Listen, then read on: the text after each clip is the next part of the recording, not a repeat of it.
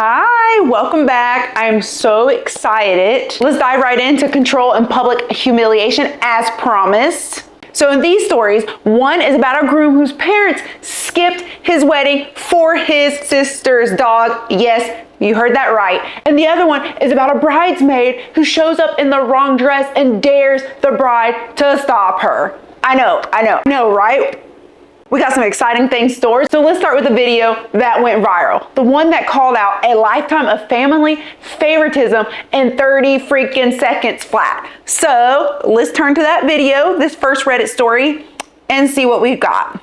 So the poster writes, am I the asshole for not taking down my video that was a gift from my best man? So far, it's sounding like he might not be an asshole. It's a gift from his best man, so why not keep it up?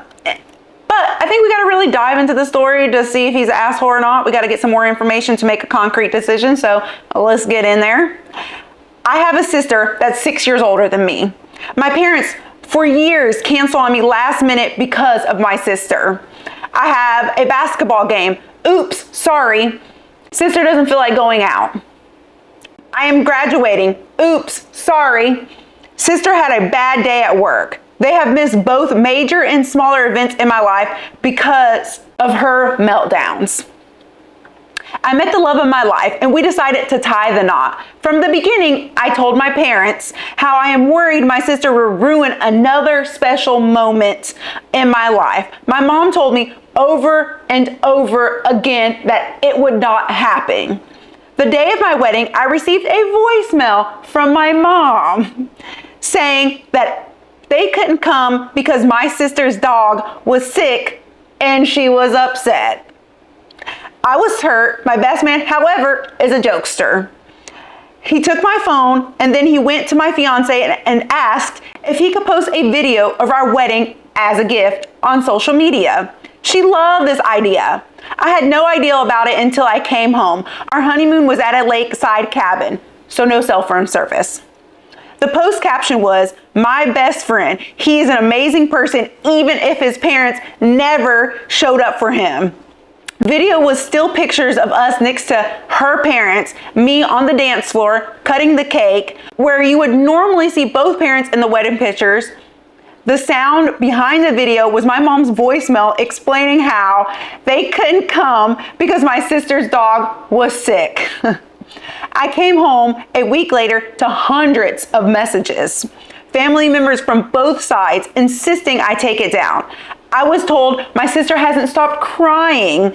My mom is refusing to leave the house. I may be the a-hole here.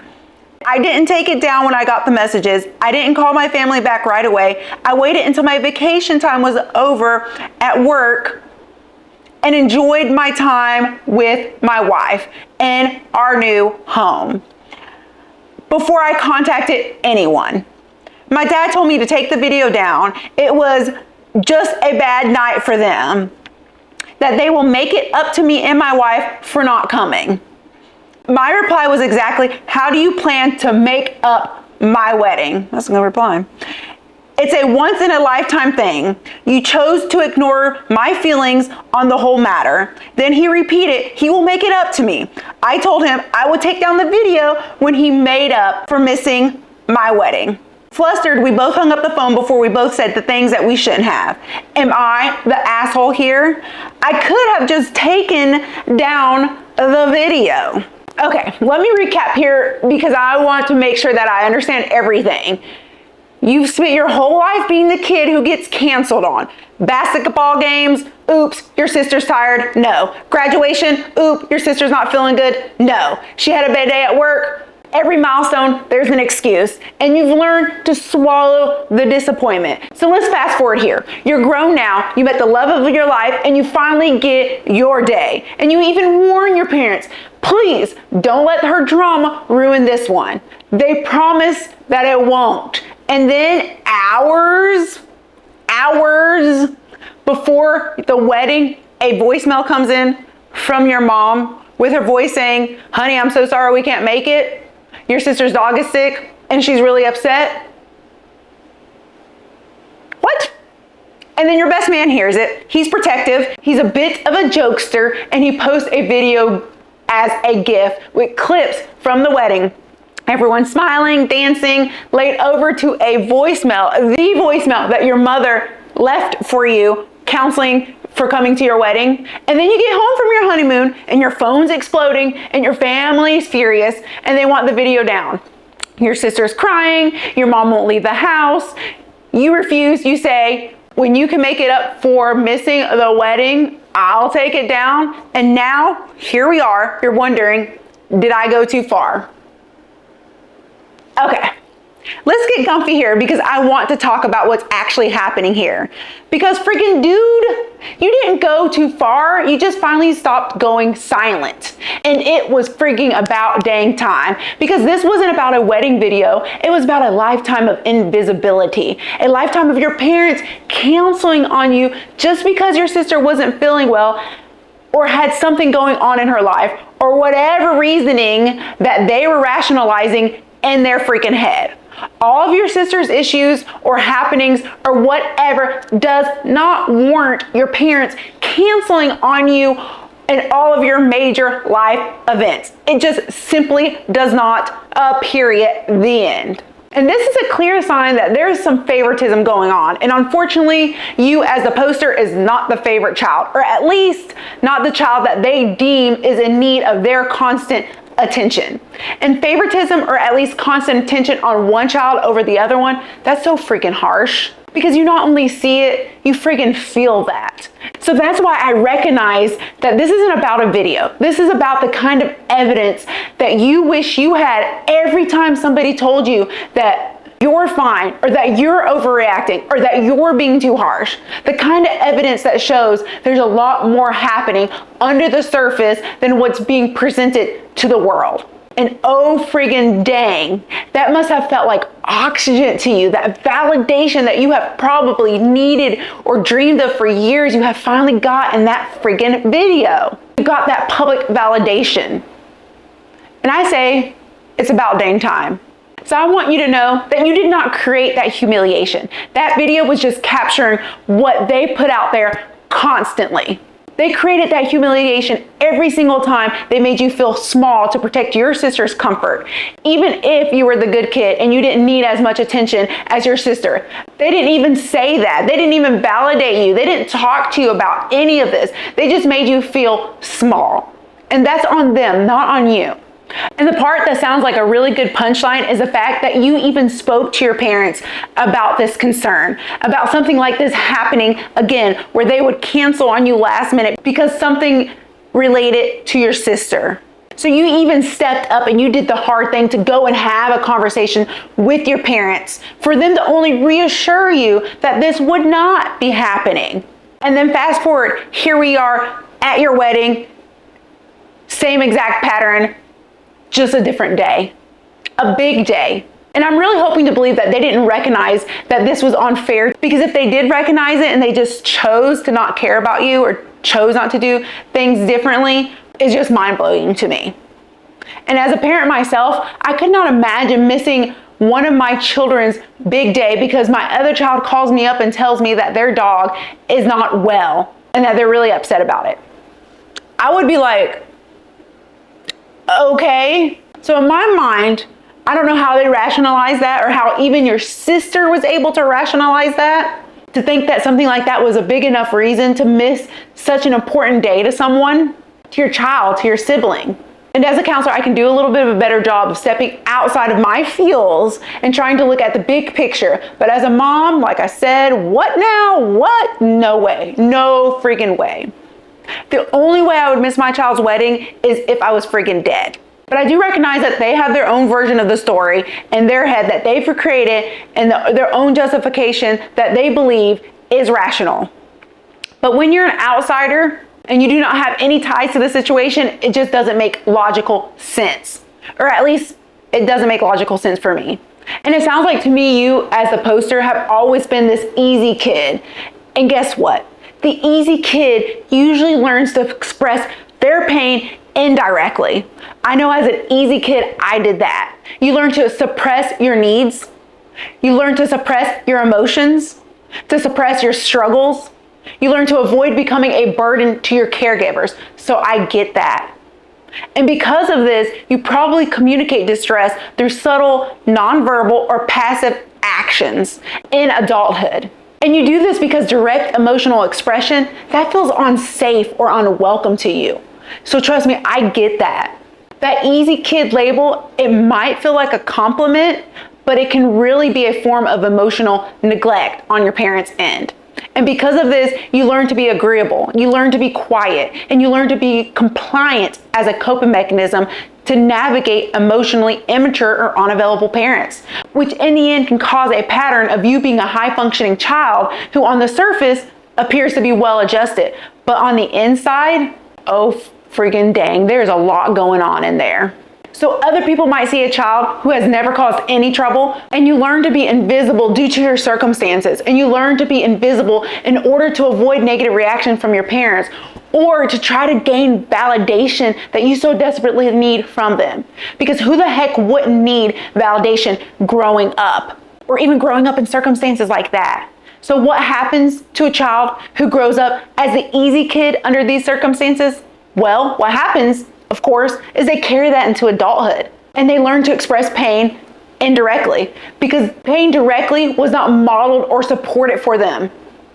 So they develop alternative indirect ways of showing that they are hurting, which can be hard for others to recognize, but sometimes those indirect expressions are hyper-independence, people-pleasing, burnout, internalized criticism, passive-aggressive behavior, difficulties with relationships, withdrawal, etc. And because you have this pattern of emotional suppression, there's also long-term consequences that can happen, like struggles with vulnerability, unacknowledged trauma, volcano emotional releases, where you bottle up emotions for so long and that they just build up in there over time, and this leads to these feelings of overwhelm and then eventually these emotional outbursts. It can also lead to anxiety and depression and just so much other things. So yeah, it ain't good. And I can really see the poster being this easy kid that learned to express pain indirectly. And that video was a boundary in public forum. Even though he's not the one who posted it, he didn't take it down either.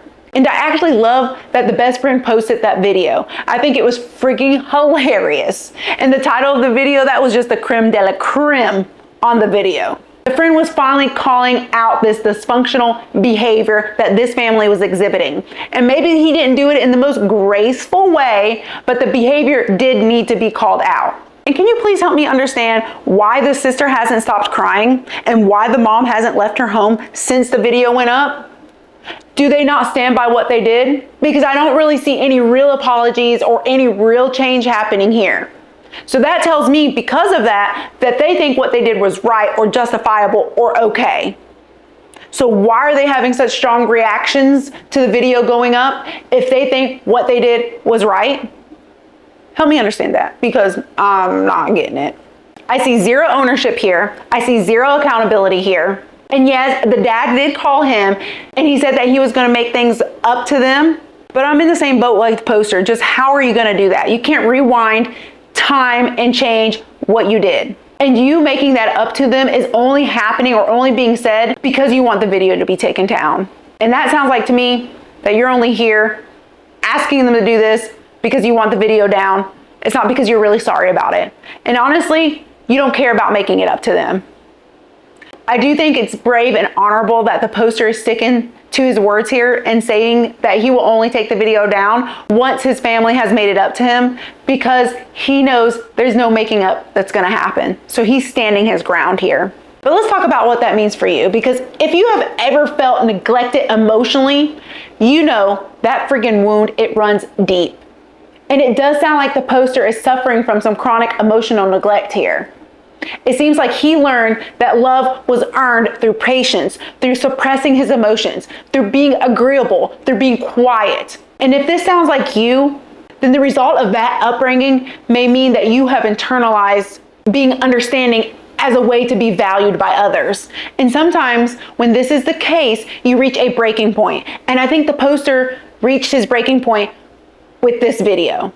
It was him and his nervous system finally screaming out what his voice never could by saying, enough is freaking enough. And I know in my non-counselor lens, I have some pretty harsh feelings about the parents, but as a counselor with my counseling lens on, I know that everything is not black and white. And we can try to take a step back and understand, but still that doesn't erase the impact. We're just taking a step back and trying to understand. So when I take a step back and try to understand, I see the parents have some serious codependency issues here with this fragile sister sibling. And that the parents are really confused with the difference between enabling and compassion.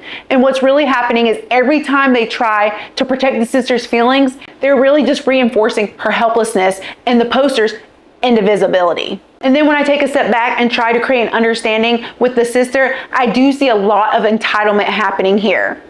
And that right there is the root. And I can see some insecurity possibly happening here. And this is just me trying to create understanding for her behavior, not justifying it. It does seem like the sister has built her identity around being the one who's always in crisis. And maybe she feels like she needs to be the one in crisis in order to stay relevant in this family system that she's in.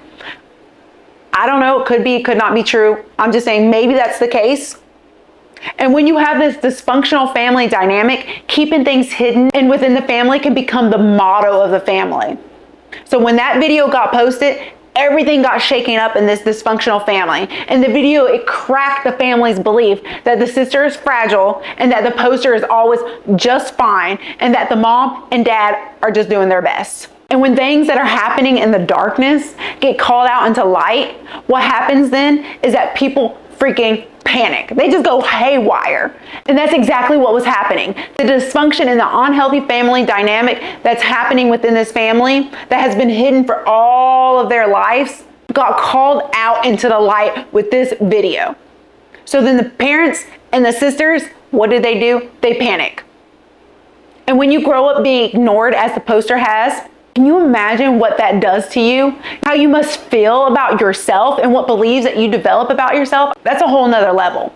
And then finally, when you feel validation that you have never got, that you have deserved for all those years, that must feel like freaking oxygen and breathing in fresh air for the first freaking time. It must feel so freaking good. And that video, that was his validation. That was his lifeline.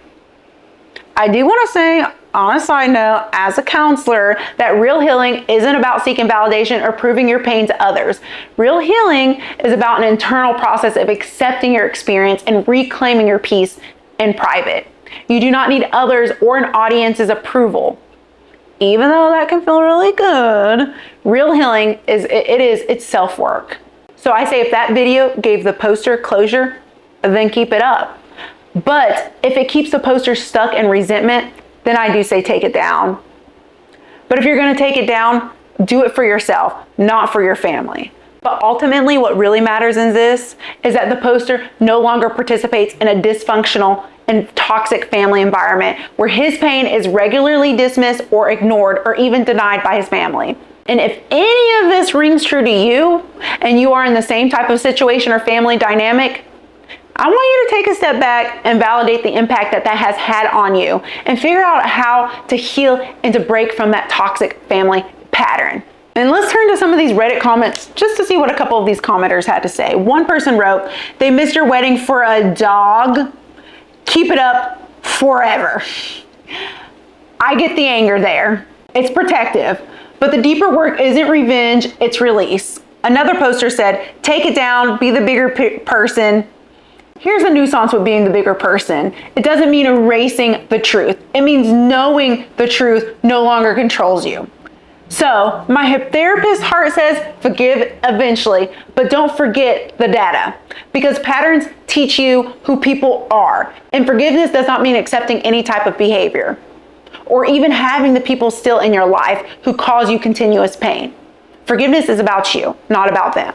So to answer your question plainly, are you the asshole? I say heck no. You're just a man who finally told the story that your parents wanted to keep in the dark. And that right there, that's not cruelty. That's just clarity. Now let's flip perspectives a little bit from emotional neglect to disrespect, because this next Reddit story, woo, it's a lot. It's about a bride who thought she was surrounded by friends until one decided to rewrite the dress code on her wedding day. So let's jump right in to that Reddit story. Am I the asshole for kicking out one of my bridesmaids for showing up in the wrong dress? I say already, no, you're not an asshole. I would have done the same thing. Get out my wedding. But let's read more. My 23-year-old female wedding was back on Saturday, December 31st, and I'm still getting backlash from this. So I want to know if I was the asshole here. In the country I live in, it's currently winter, and we get a fair amount of snow, so my wedding was a winter-themed wedding. The color theme was forest green and gold. My dress was obviously white, and I chose the color of my bridesmaid dresses to be forest green as well. My maid of honor's dress was black, and everyone was to wear gold accessories. I have this friend, we'll call her Kat, that I asked to be one of my bridesmaids. When we went dress shopping and I told her the color theme I was going for, Kat immediately expressed that she thought forest green was a bad choice. She said that she thinks it's not a flattering color and thought I should choose something different and more girly. I said no because my wedding was a winter themed and I thought the color would go perfect with the theme. She suggested pink, blue, even a red. I said no, but thanks for your opinion. She found out that my maid of honor's dress was black and asked if she could wear black too. I said no, only my maid of honor was wearing black. I paid for all the dresses. Fast forward to my wedding day. Everyone was getting their hair and makeup done, and Kat shows up 30 minutes late holding a bag that looked like it had a dress inside. I asked her, what was this for? She told me it was for later on at the reception if she got uncomfortable and wanted to change after the pictures. I was like, okay, cool. So fast forward, we're all dressed up walking down the stairs because the ceremony is beginning in 30 minutes and we were going to take some pictures before. Kat is the last person to come down and she's wearing a black dress. At the time, I was preoccupied taking pictures with my parents, but my maid of honor came over to me and made me aware of the situation. I confronted Kat and asked her what was going on. She says she hates her bridesmaid dress as the color is ugly and makes her look gross, so she's wearing black.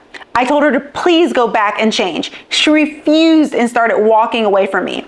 I said I'm going to ask her one more time, and if she doesn't oblige, I will be calling security and kicking her out. She began yelling at me to fuck off, so I called security and asked them to please escort her out. She started making a big scene, yelling how I'm such a bitch, that I can't force her to wear anything, and that I'm a horrible, inconsiderate friend. The wedding went on, and it was truly amazing. Ever since the wedding, Kat has been blowing up my phone with texts, saying some really nasty things, and asking me for the money back that she spent on the dress since it was a waste and she didn't get to wear it. I had to block her number. Some of my other bridesmaids have been giving me some shit, saying that it was a little harsh kicking her out and embarrassing her like that, and that maybe I should have given her the money back. Am I the asshole for kicking her out? Okay, let me set the scene here so I can fully understand what's going on. It's a winter wedding. The theme is forest green and gold. Everyone's got their dresses. The bride even paid for them. One friend, Kat, complains. She says the color is ugly, not flattering. She wants black. The bride says no, black is only for the maid of honor. The wedding day arrives. It's hair, it's makeup, it's photos, and Kat walks down the stairs 30 minutes late wearing black, the exact color that she was told not to wear. The bride asks her to change. Kat refuses, starts yelling. The bride calls security. Kat's escorted out. Now the text won't stop. Accusations, name calling, refund demands, and mutual friends saying that maybe it was harsh.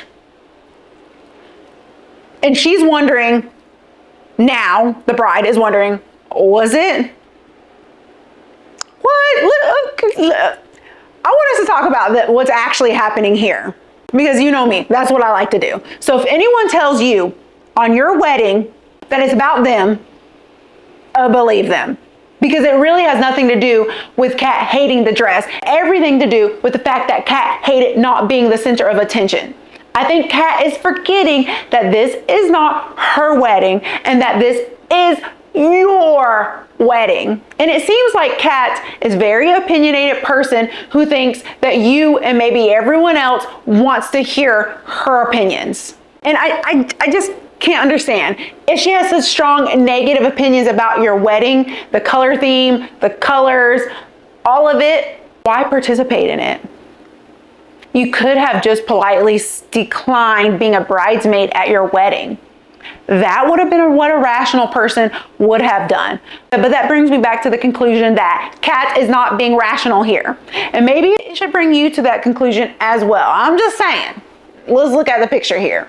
What I see Kat doing is tearing you down and giving you zero support on your wedding day, which makes me think that there's some underlining stuff that might be happening here that's going on here. Maybe some jealousy, maybe some envy, maybe the fact that Kat isn't rooting for you or your happiness or your success. Just maybe, I don't know. That could be what's going on here. And I see you. I see you over there trying to be polite, even saying thank you to Kat for her little opinions. But sometimes when you give people an inch, they will take 10 miles. And honey baby, you tried to give her a half of an inch and she freaking took 20 freaking miles. You even seem really generous paying for these bridesmaid dresses. I've been in several weddings and I have had paid for every single one of my bridesmaid dresses that I have worn at the weddings. So that was really nice of you. And then here comes Kat walking into your wedding carrying this extra dress, and then you ask her about it and she decides to lie about it. I can't even wrap my head around what Kat thought was going to happen here once she put on the dress that she wasn't supposed to be wearing at your wedding. Like, did she just think that you were going to be like, oh yeah, of course, go ahead, wear that dress. I already told you no several times. No big deal. Like, is that not like, does that seem like, what? That's just crazy, isn't it? And it does sound like Kat might be having some body insecurities or some body image issues, which, hey, I completely understand. I carry a hefty load of them on my own. But if she was struggling with that, if she's struggling with the body image, then she should have come and talked to you directly about that. I mean, you felt close enough to make her a bridesmaid on your special day. So did she not reciprocate that closeness? Or maybe she wasn't able to open up on that level of vulnerability with you. I'm not sure what was going on there.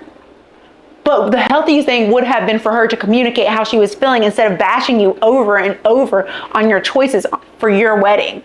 She was just making you feel like all of the things you were doing is wrong on your wedding day. And then when you finally put up the boundary, her friggin' reaction, holy friggin' guacamole, Batman. You even did it so quietly, trying to ask her to put back on the dress that was chosen for your wedding day. But she just kept being more aggressive.